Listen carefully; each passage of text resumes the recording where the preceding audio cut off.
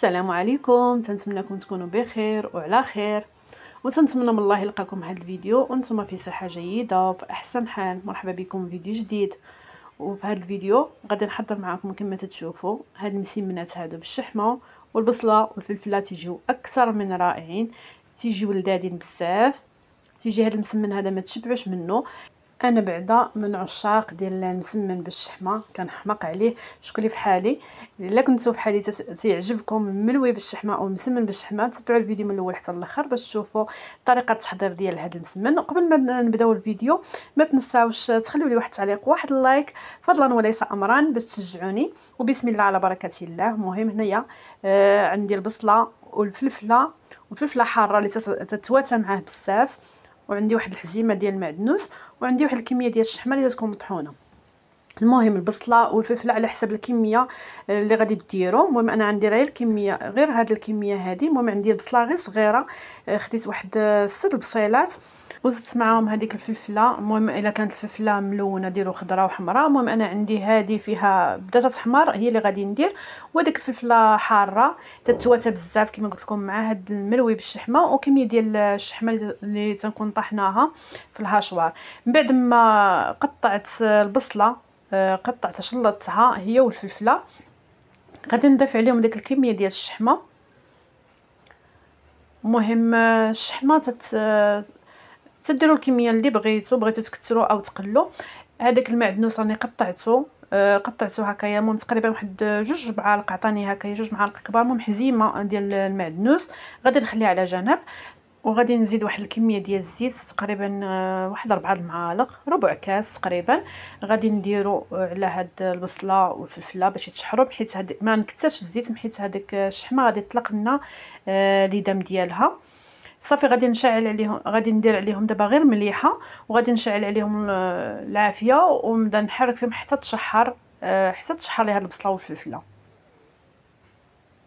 وهنا شعلت عليهم البوطه، ما تكونش مجهده هكايا باش ما تحرق ليناش هاد البصله. المهم خصنا نشحروها بلا ما تحرق لينا، ونخليوها حتى تدبل بحال هكذايا. عاد غادي نزيد عليها العطريه. بالنسبه للتوابل عندي هنايا معلقه صغيره عامره ديال البابريكا او التحميره، راس المعلقه ديال الكركم او الخرقوم، معلقه صغيره ديال القزبر يابس مطحون، وعندي معلقه صغيره ممسوحه ديال الكمون. صافي هذه هي العطريه اللي غادي ندير او التوابل اللي غادي ندير. ما تنديرهاش في الاول، تنديرها حتى تتشحر لي ديك البصله والفلفله هكا باش ما تحرق لياش ديك العطريه. دابا غادي نضيف هاد المعدنوس المفروم. وبالنسبه للملحه راني درتها في الاول، وهذيك الفلفله الحاره هي اللي اكتفيت بها. الا كنتو تبغيو الحار غادي ديروا، ما كنتوش تبغيو الحار استغناو عليه. انايا تيعجبني الحار في هاد المسمن ديال الشحمه، وبالخصوص هذاك الحار اللي تيكون مزعود اللي قطعته مع الفلفله والبصله.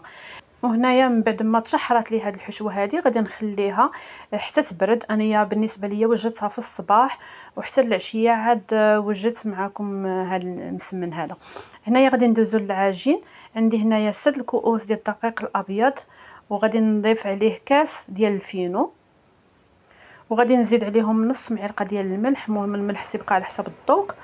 وغادي نزيد عليهم معلقه صغيره ممسوحه ديال السكر سنيده، تتبقى اختياريه غير باش تعطينا داك التحميره المسمن.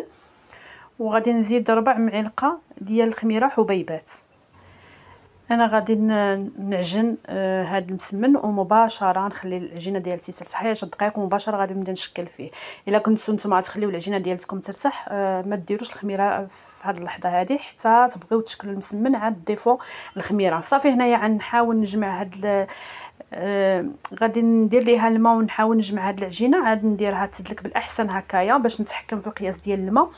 المهم درت الكاس الاول والكاس الثاني والكاس الثالث بقيت نضيفو بالتدريج وهي تتدلك. صافي خدات ليا 2 كيسان ونص ديال الماء. المهم العجينه ديال المسمن المعتاده، راه تبارك الله كلشي تيعرف القياس ديال العجينه ديال المسمن كيفاش خصها تكون. صافي تكون مدلوكه مزيان وما تكونش خفيفه بزاف، المهم تكون متماسكه وفي نفس الوقت تكون مدلوكه مزيان.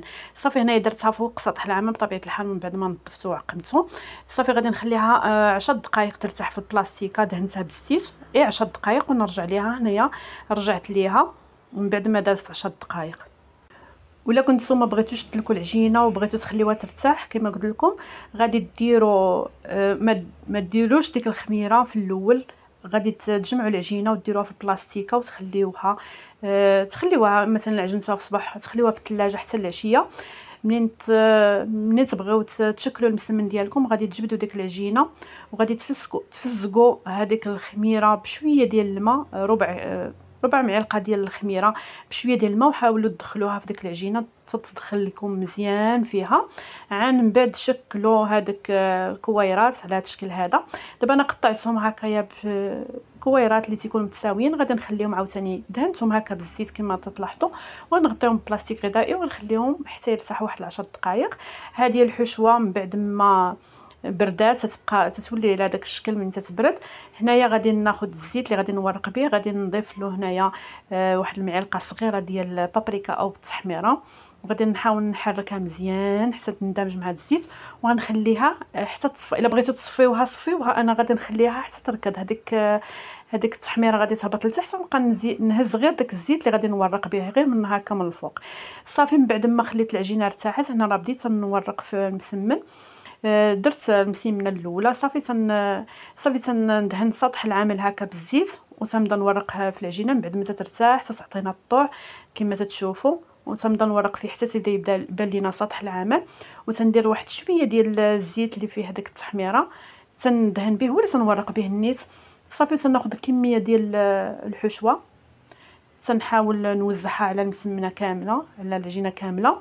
ومني تنطويها كما تلاحظوا تنولي نزيد واحد الكميه هكا باش تجيني المسمنه عامره. المهم حنا كنبغيو المسمن يكون عامر بالحشوه. الا كنتو ما تبغيوش عامر بزاف غادي ديروا غير القياس ديالكم.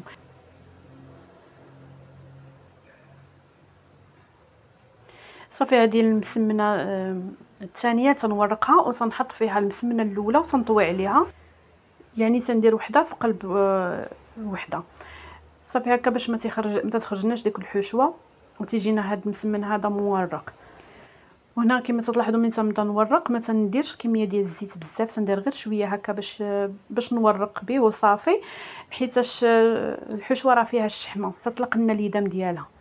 صافي تنورقها جيدا كما تشوفوا. هنا العجينه راها مطلوقه تعطينا ديك الفقاعات، راها تجينا يعني تتساعدنا. صافي تندير كميه ديال الحشوه تنحاول نوزعها بهذا الشكل هذا وتنبدا نطوي. ودابا في هاد الطويه هذه غادي نزيد واحد الكميه غير شويه وتنطوي عليها وتنقلب هذيك الطويه تنخليها من التحت وتنورق العجينه الثانيه، الكويره الثانيه اللي غادي نطوي على المسمنه الاولى. صافي حتى هي تنورقها بنفس الطريقه وتندير كميه ديال الزيت غير كميه قليله ما نكثروش.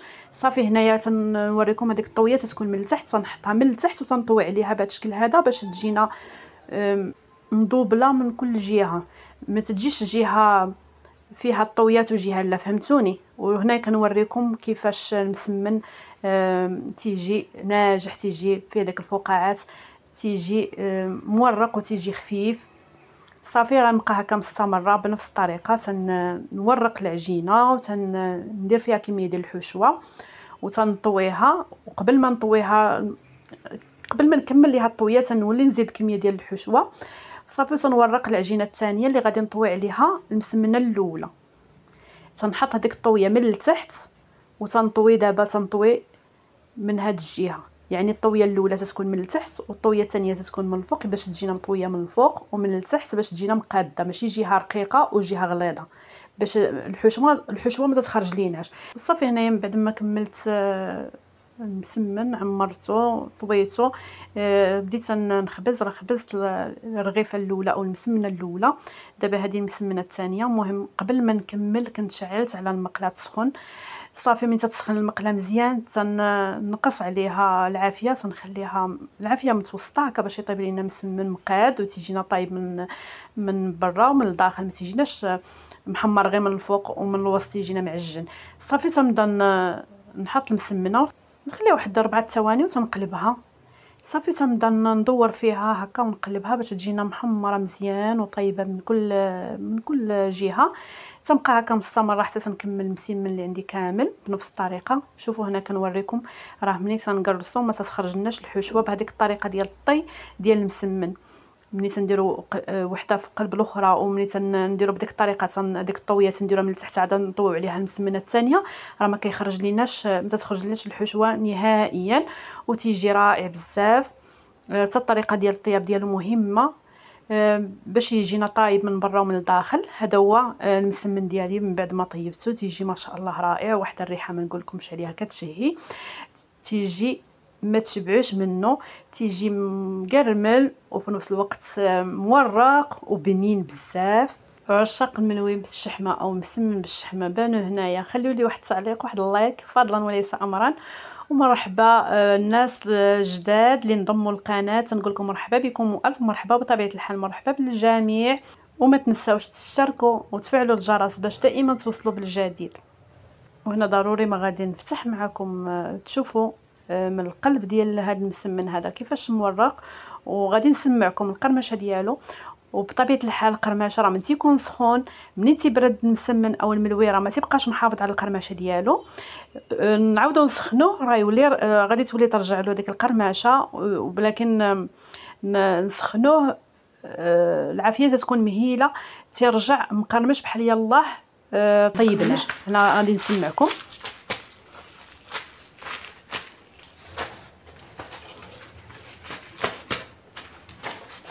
تيجي رائع كما قلت لكم، تيجي رائع بزاف، ما تخرج لنا لا حوش ولا حتى شي حاجه بديك الطريقه ديال الطي ديالو، وراه تيجي بنين.